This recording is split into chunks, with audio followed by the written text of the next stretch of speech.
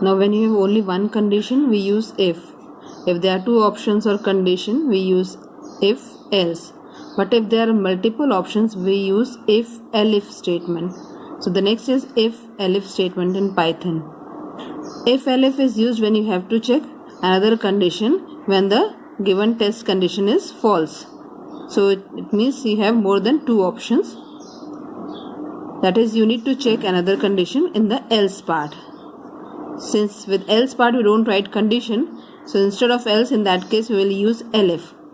So the syntax becomes if any condition here, then all the statements that are to be executed when the condition is true. So this part is executed when the condition is true.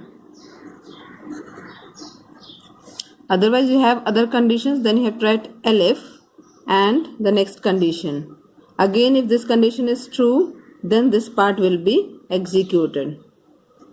But if this condition is also false, then this else part will be executed, that is this one.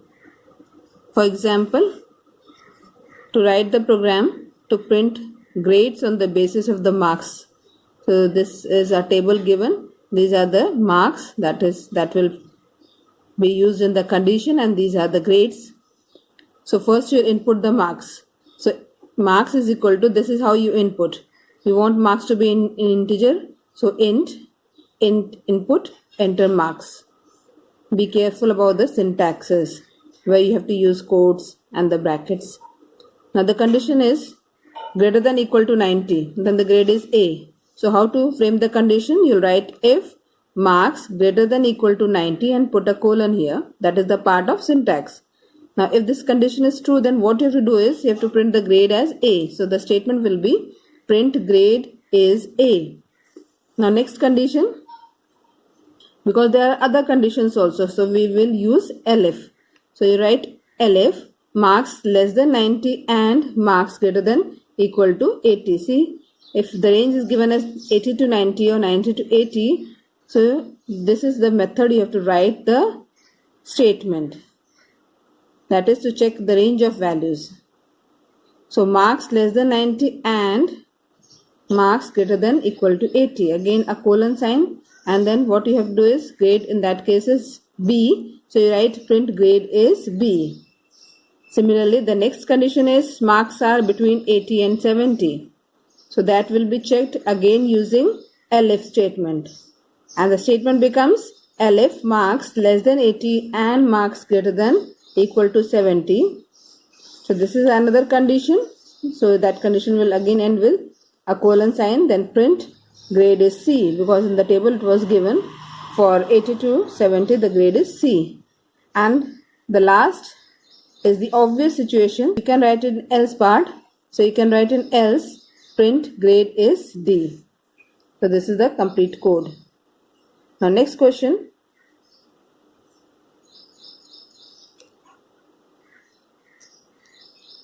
The program to input two numbers and an arithmetic operator, and to display the result of the arithmetic operation, that is if it is plus then you print the values of a plus b, if it is minus print the values of a minus b. So you need one more input, that is the operator.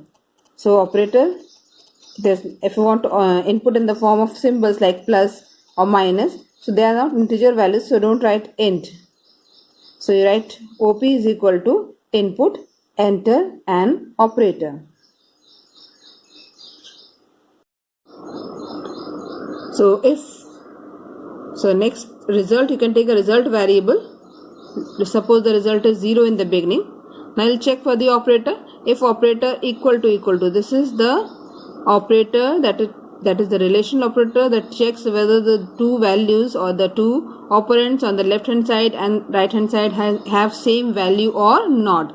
So this is the value given, and this is the variable whose value will be entered by the user. So during the execution time, these variables are replaced by their corresponding values. So if the user enters plus, then this OP will be replaced by plus, and plus is equal to plus, the condition will be matched, and in that case the result will be true, the result of the if statement. So in this statement will execute. And if OP is minus, suppose the user has entered minus symbol, then minus equal to plus. This condition will be false, so this statement will not execute. So there is one more option. So you have to use elif here for another condition. So the condition becomes elif op is equal to minus. So if the user has entered minus as input for op, so minus is equal to minus, this condition will be true. In that case, this part will execute. But if the user has entered some other operator, this condition will be false and this part will not execute.